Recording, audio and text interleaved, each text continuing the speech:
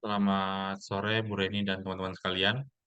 Perkenalkan nama saya Sandi Rio Yohanes Silalahi dengan NIM 411200-170. Di sini saya akan menjelaskan tentang tugas proposal saya, yaitu analisis tingkat kebisingan Bandar Udara Internasional Soekarno-Hatta. Yang pertama itu ada bab 1 pendahuluan dengan isi latar belakang masalah. Peningkatan jumlah penduduk di Indonesia sangat berpengaruh terhadap kebutuhan transportasi baik itu darat, laut, dan udara. Transportasi yang saat ini tengah mendominasi adalah moda transportasi udara.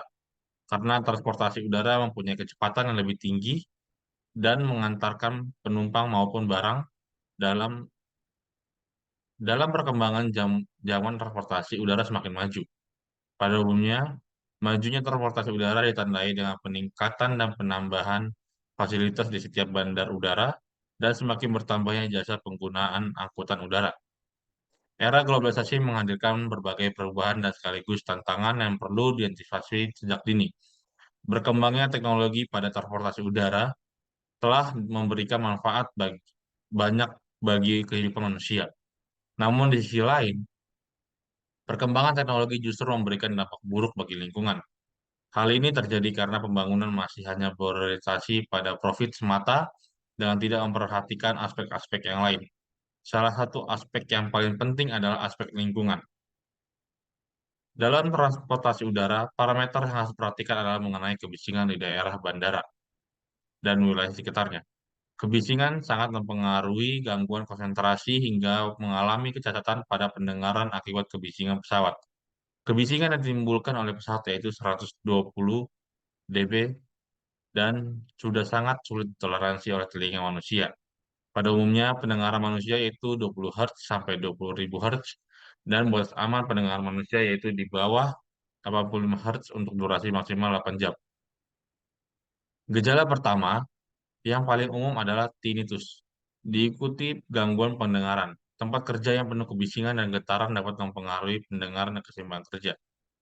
Cacat yang tidak dapat dicegah atau diperbaiki dapat menyebabkan kecelakaan baik bagi pekerja maupun orang sekitarnya. Kebisingan dapat mengganggu percakapan dan mengganggu komunikasi yang sedang berlangsung, serta dapat menyebabkan gangguan psikologis seperti iritasi, kecemasan, dan ketakutan. Kebisikan pesawat yang sedang terbang, khususnya ketika akan lepas landas atau ketika akan mendarat, diperkirakan sekitar 120 dB yang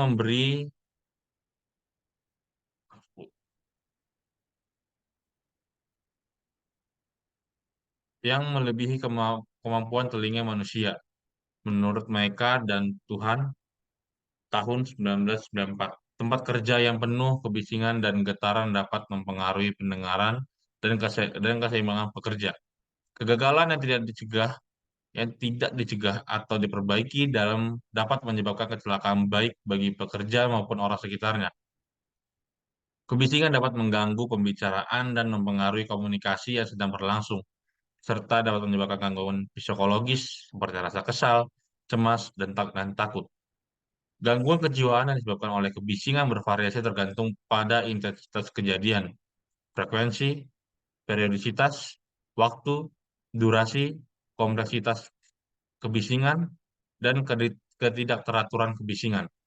Kebisingan dapat mengganggu prestasi kerja seseorang karena adanya gangguan psikis dan gangguan konsentrasi, sehingga menurunkan produktivitas kerja, menurut Sasongko tahun 2000. Kebisingan tidak hanya menyebabkan kerusakan pendengaran, namun juga dapat menyebabkan gangguan psikis dan emosional, serta gangguan jantung dan peredaran darah. Gangguan emosional psikologis, yaitu berupa gangguan kenyamanan kerja, mudah tersinggung. Hormon adrenalin diproduksi melalui mekanisme hormonal. Hal ini dapat meningkatkan detak jantung dan meningkatkan tekanan darah Anda.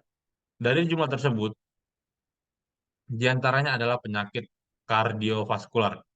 Oleh karena itu, peneliti berpendapat perlu untuk mengatasi situasi kebisingan di kawasan Bandar Internasional Soekarno-Hatta yang dikelola oleh PT Angkasa Pura II.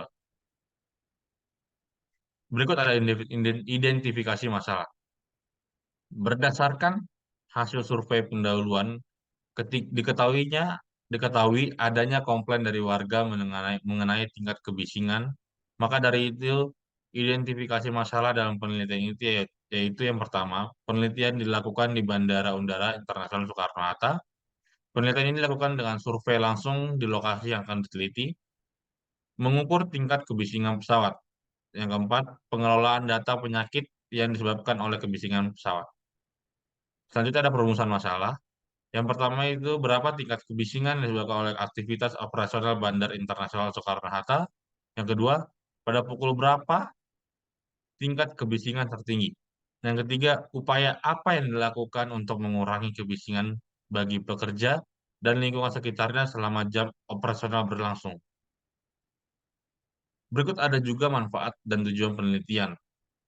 Manfaat dari penelitian ini adalah dapat menentukan faktor-faktor dominan yang mempengaruhi pekerja bandara dalam memilih strategi upaya pengurangan dampak kebisingan terdapat karyawan dan lingkungan sekitar.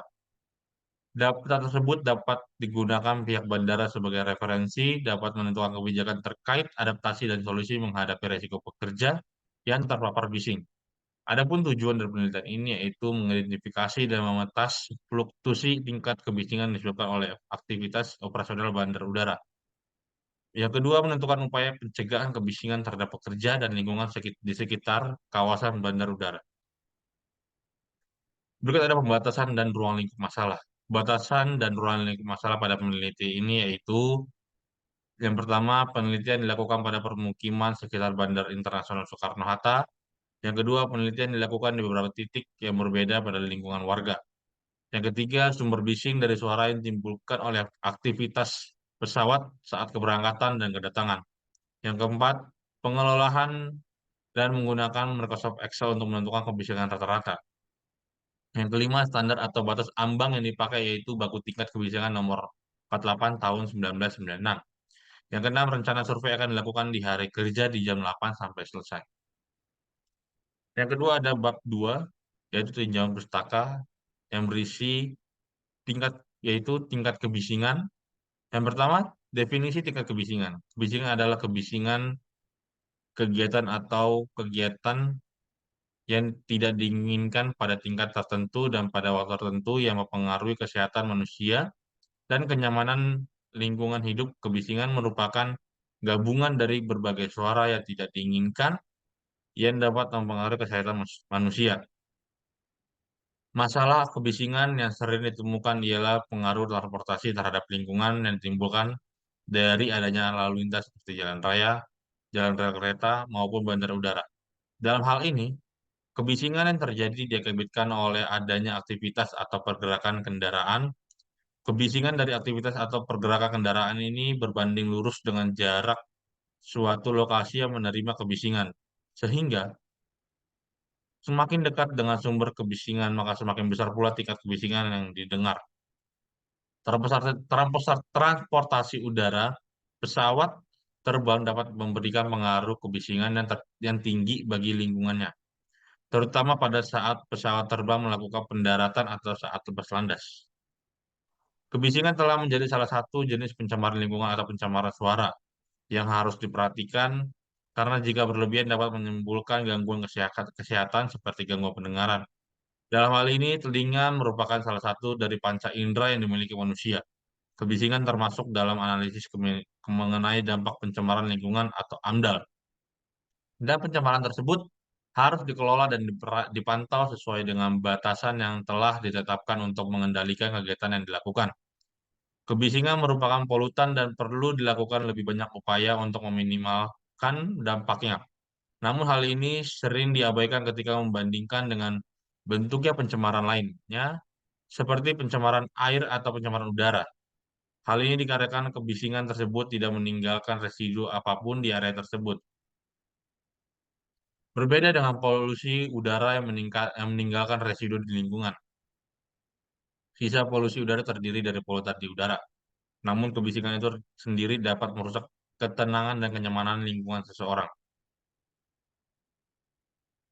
Berikut ada sumber dan jenis kebisingan. Sumber kebisingan dapat digolongkan menjadi dua jenis. berdasarkan sifat dan bentuk. Yang pertama itu sifat sumber kebisingan statis. Sumber kebisingan statis adalah sumber suara yang dihasilkan oleh suatu benda yang tidak bergerak atau tetap diam pada suatu titik tetap yang sulit untuk dipindahkan. Sebaran kebisingan ini terdiri dari sumber kebisingan berbentuk bola konsentris di bagian tengah dan sumber kebisingan yang tersebar di udara. Kebutuhan kebisingan yang diterima pada lokasi tertentu atau lokasi pada bergantung pada jarak dari sumber kebisingan. Karena perambatan kebisingan berkurang ketika kebisingan didistribusikan ke wilayah yang luas. Contoh kebisingan statis antara lain suara mesin pabrik, mesin menyala, dan mobil berhenti. Berikut ada sumber kebisingan dinamis. Sumber kebisingan dinamis adalah sumber kebisingan yang dihasilkan oleh objek yang berpindah dari satu titik ke titik lainnya.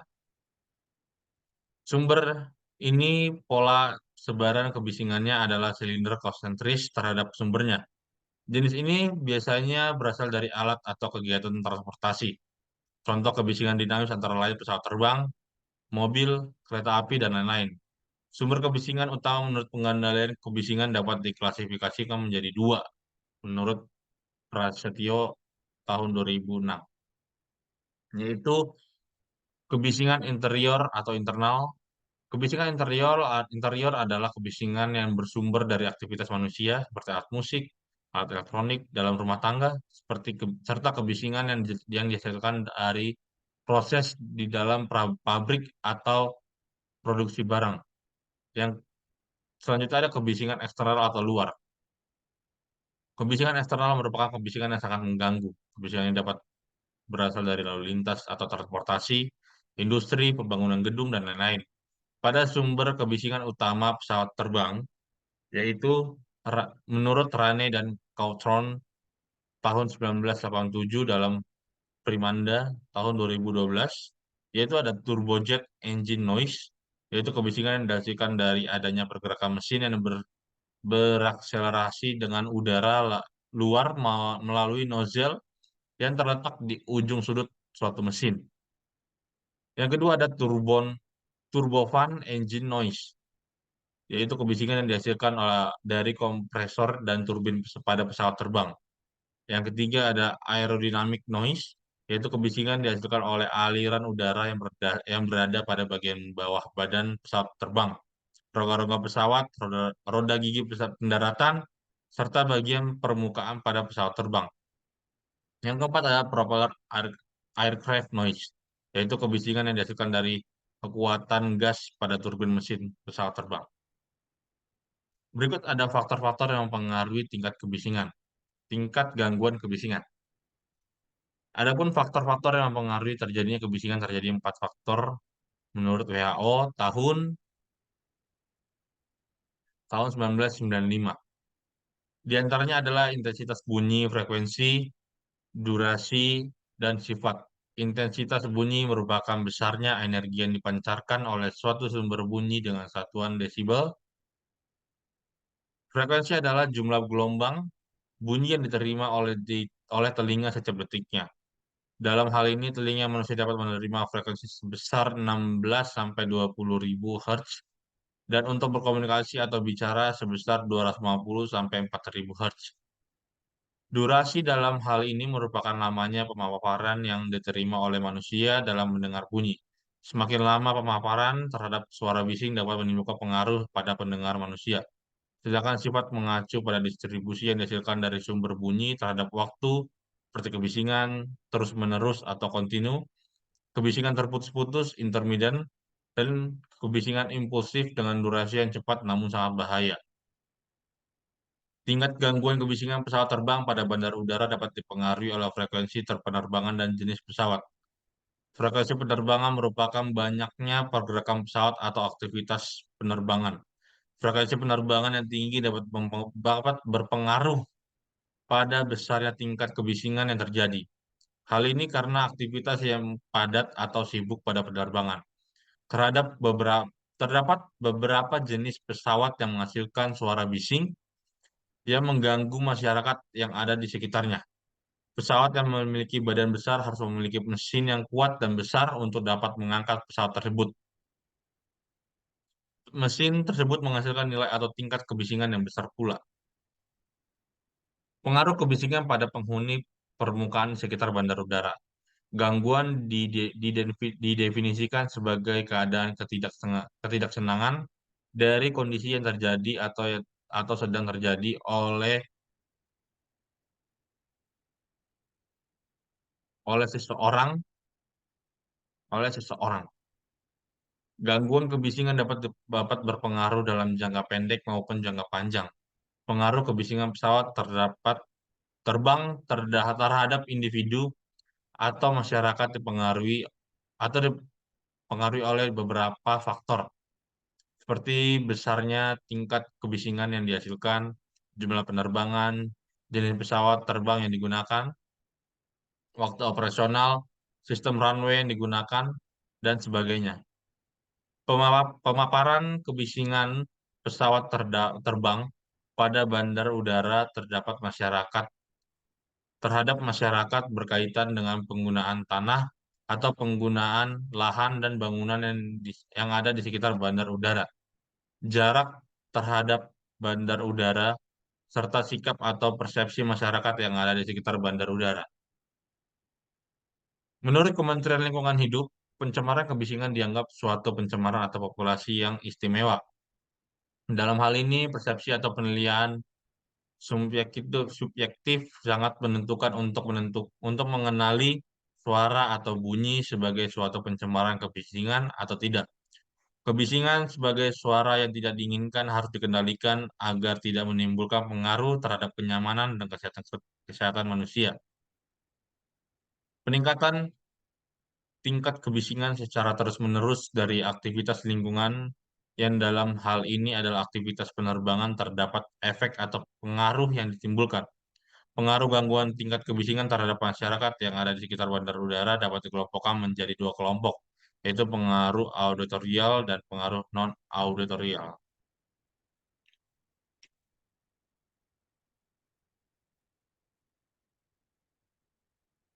Berikut terdapat klasifikasi skala intensitas kebisingan dalam gangguan pendengaran, yaitu skala kerusakan alat pendengaran, yaitu intensitasnya yaitu 120 dB, menyebabkan tuli 110 sampai 110 dB, sangat hiruk 80 sampai 90 dB, kuat 60 sampai 70 dB, sedang 40 sampai 50 dB, tenang 20 sampai 30 dB, sangat tenang 10 sampai 20 dB. Faktor yang mempengaruhi persepsi penghuni terhadap gangguan kebisingan. Dalam menentukan sebaran spasial tingkat polusi suara pada permukiman sekitar bandara, terdapat faktor-faktor yang mempengaruhi persepsi warga terhadap polusi suara. Salah satu faktor yang mempengaruhi tempat tinggal adalah lama tinggal. Lama tinggal merupakan faktor yang menentukan bentuk persepsi seseorang terhadap lingkungan.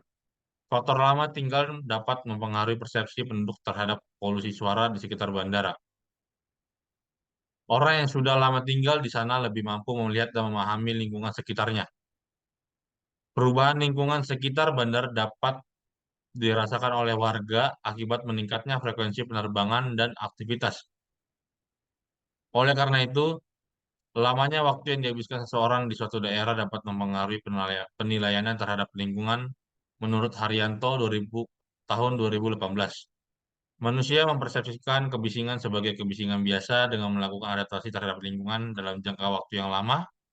Telinga yang terpapar kebisingan pada awalnya merasa terganggu dengan kebisingan tersebut. Namun, lama-lama telinga menjadi terbiasa dengan kebisingan tersebut dan tidak lagi mempersepsikannya. Berikut adalah kerangka berpikir. Pada bagian ini yang akan ditulis atau disampaikan adalah pemikiran-pemikiran peneliti untuk menyelesaikan masalah peneliti atau menjawab tujuan peneliti. Berikut ada penduduk. Penduduk itu penduduk meningkat. Di bawahnya penduduk ada permukiman. Dan di bawahnya penduduk meningkat itu ada transportasi yang terbagi menjadi dua, laut, darat, dan udara. Di sini ada udara,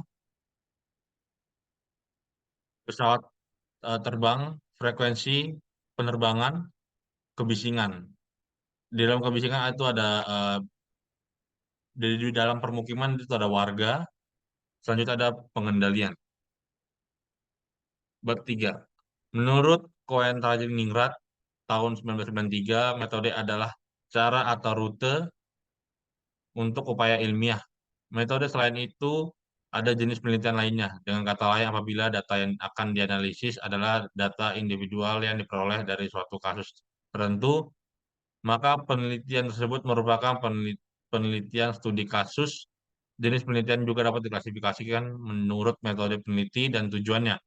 Dengan kata lain, ini berkaitan dengan pertanyaan tentang bagaimana melanjutkannya, yaitu bagaimana memahami objek yang menjadi tujuan ilmu yang bersangkutan. Penelitian adalah kegiatan yang memperoleh jawaban atau penjelasan tentang fenomena yang diamati. Oleh karena itu, penelitian merupakan upaya menjawab pertanyaan tentang suatu fenomena. Menurut Liang Oiban tahun 1984, jenis penelitian berdasarkan jenis data dan teknis analisis. Data yang digunakan dibedakan menjadi dua jenis, yaitu penelitian kuantitatif. Data yang digunakan atau dianalisis adalah data numerik dan analisisnya dilakukan dengan menggunakan metode matematis atau statistik.